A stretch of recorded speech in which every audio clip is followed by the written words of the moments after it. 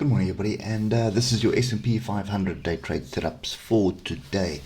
Just starting off on the weekly, a couple of reasons for it, but we'll get to it now.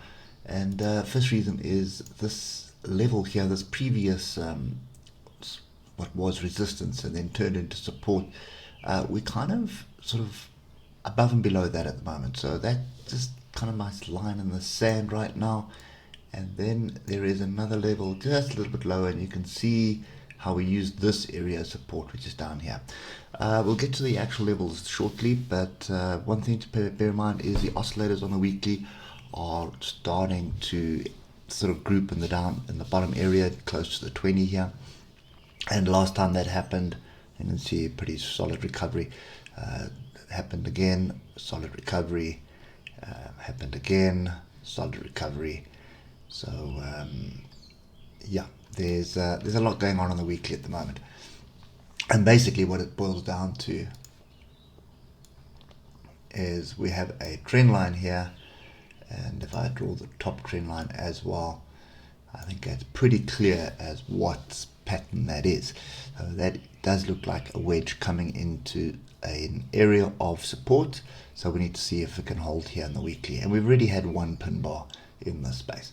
So that's just the macro view quickly. Doesn't mean it's going to turn today or tomorrow, but if you look at the 8 hour, we don't really have diversions brewing, but we do have the oscillators setting up for a turn at the moment.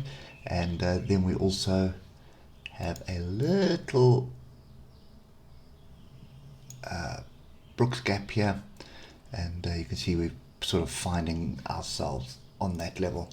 So now let's just look at what we've got on the cards for today. So 3 hour, firstly, you can see that's the 8 hour level. So that was 8 hour Brooks gap, and we are sort of on it right now.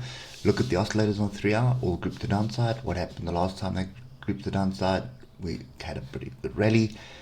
Previously, we sort of had a bit of rally. So not an area to be short. You're wanting to be short higher up.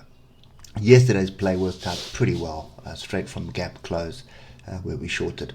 So if we look at it from the hour,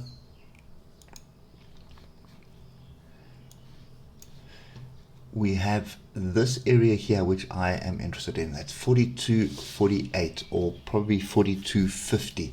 So we're looking for price to get back into that area for another opportunity to short. Yesterday we had the gap up here, and that's exactly what price did. Came up, touched the gap. Also tested the 155 EMA, bounced off that, and a pretty solid move to the downside. Look at the oscillator at the moment. Definitely don't want to be jumping in short just here. And the macro picture at the moment is a potential double top forming. What we're looking for is a higher low. If we can get a higher low, which is what the bulls will be aiming for right now, is building a higher low on the higher time frames. That gives us a little bit more structure for a move back to the upside. So, but for me at the moment, I'm looking for the pullback and then looking to continue to the downside. Lastly, on the 15 minute, you can see there's the gap. Have a look at, we had one tail, then we had a little range bar, and then a massive engulfing bar here, which took out quite a few green bars. Perfect signal to get in for a short, and that's exactly what happened. And also look at the oscillators group the upside, look at the moving averages all pointing down. So yeah, that was definitely a half decent position. So if we just look at this on a 15-minute chart, there is another little level here. So what you're looking for is price to get back to 42.30 area, and a bit higher is 42.48, 42.50, and you're looking for a rejection in that area for another move to the downside. First target is going to be the low of yesterday, and then second target will be further down here at 41.42. If that gives way, then obviously we're opening up to 4,000. So that's kind of the view at the moment. Last thing here is we've had a solid move down yesterday. It could just be a range for a bit, so it could bounce around, then break and retest the low of yesterday. That's also a signal short, so you'd be able to get in down here, and then you've got a pretty big stop loss. That's the only thing. So 568 point stop loss, which is quite large. Or alternatively, what we're waiting for is a pullback into structure, and then we can have a stop just above the structure. So you could end up with sort of a 200 point stop loss, between 150 and 200 point stop loss by waiting. So much better trade in my view anyway. That's kind of my view today. I think we're going to continue to the downside, probably if we just get back to the 3 hour, I think. So definitely, if we do get through this area here at 41.89, then you're looking at 41.42. If we break through 41.42, that's a different story. And then also just keep in mind that you do have a trend line here.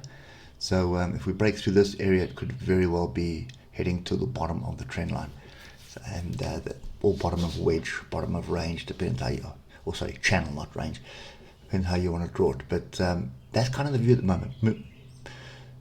Favor the downside. We're looking to short, but you just want to be careful, just because of the oscillators on the higher time frames are all indicating we're coming up to an area of support.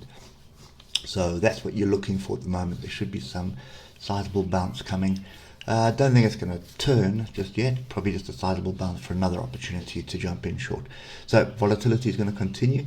Keep your wits about you. 15-minute chart again is the way to go. Just wait for that pullback or wait for the break.